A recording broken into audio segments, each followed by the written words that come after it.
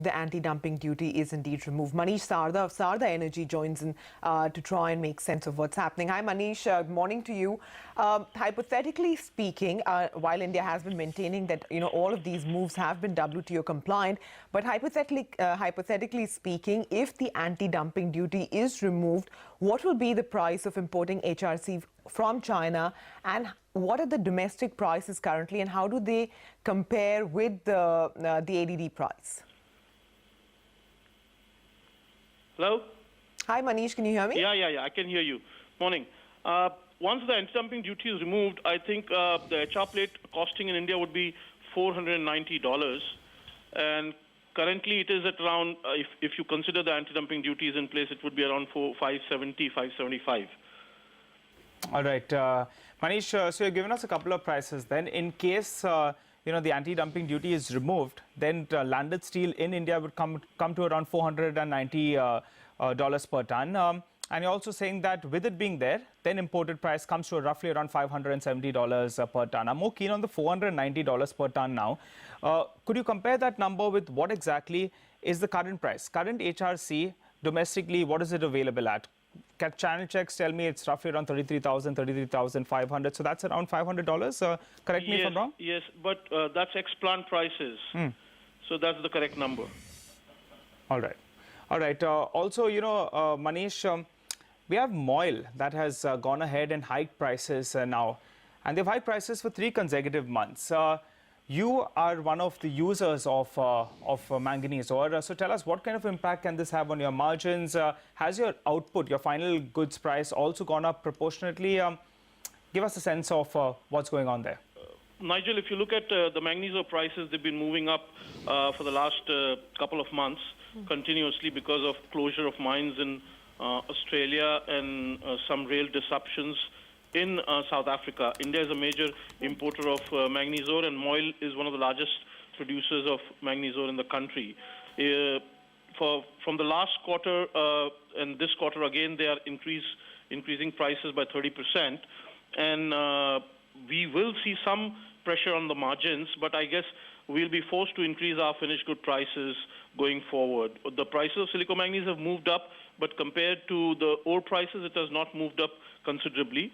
And we're just waiting for, the new stock of ores to come in, and probably after that only the prices will start going up. Okay, so Manish, how much are you sourcing from MOIL, and what is the percentage of your imports? India is importing close to 1.8 million tons of manganese ore every year, and MOIL is producing roughly 1 million tons. Okay. So, what is your division? Our division is, we take roughly around 40,000 every quarter from MOIL, and the balance we import for basically creating blends for the right products, specifically on low phos. And our import share would be around 60%, 64%, and the rest is basically domestic ores. All right. Manish, you have been dealing with the MOIL. You're one of the big consumers, in fact, of manganese ore in our country itself. If not, I think the top 3, if I'm not mistaken. Could you give us a sense why exactly are prices going higher? What's happening? Is there not enough imported material that's coming in there? Is China consuming more? Because global prices, they've been on a tear. Nigel, basically, China has been importing left, right, and center. Their port stocks are low. Apart from that, there has been some curb on mining in China due to pollution issues, and low-grade mining of manganese ore in China has been curbed to a great extent. So these are few factors. Apart from that, 2 of the mines have been closed down in Australia. These are the reasons why manganese ore is actually a little short in the market at the moment. For the last couple of months, we have suddenly seen the shortage arise since China started to pump up their production as well. Okay. Manish, you had spoken that you may consider a scenario of a price hike yourself. What might be the quantum that you would be looking at, and net, would there be any impact on your P&L? We are looking at a 15% jump from where we are today, and but I think it will take a little time. In the next 2 months, I think you'll see the prices of manganese alloys as well go up. We've already seen some rise in ferromanganese, and we are trying to keep our margins intact because we can't afford to lose on the basis of ore price rise. All right, Manish, we're running out of time, but if you could tell us very quickly, do you see a scenario when, in fact, this ADD, that's the anti-dumping duty, is pulled back? That's my first part of the question. And in that case, do you see some severe pressure on domestic pricing of HRC? I don't think so. ADD will be very easily pulled off because we have seen China dumping across the world.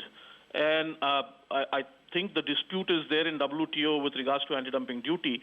But I'm very hopeful that the case of anti-dumping duty in India is probably the best way to go forward if we have to save the steel industry here. All right. And Manish, also quickly, if you can come in on the current iron ore pricing over there as well. We are seeing iron ore is at 5-year highs. Coking coal prices have gone through the roof. Coke prices as well have gone through the roof. Your sense, have we peaked out? Do you think there's more, to go on the upside? And is that going to hit your margins? There will be some corrections, Nigel. All the raw materials are on a upward spiral, and I think there will be a bit of correction which will be around the corner. But I don't think so the margins would be under pressure, but I don't think so they'll shrink because at the end of the day, we'll have to push up our prices on the basis of the raw material spiral. Currently, if you look at coke, it's quoting at around $250 in the domestic market. It will definitely hit if the anti-dumping duty on coke also comes in, which is already impending on us. It's a $25 anti-dumping duty which will be there on coke. But these prices will have to be corrected for a little while so as to balance out the markets. All right, Manish, always a pleasure speaking with you. Thanks very much for joining in and giving us your take on this entire issue. So that's the word coming.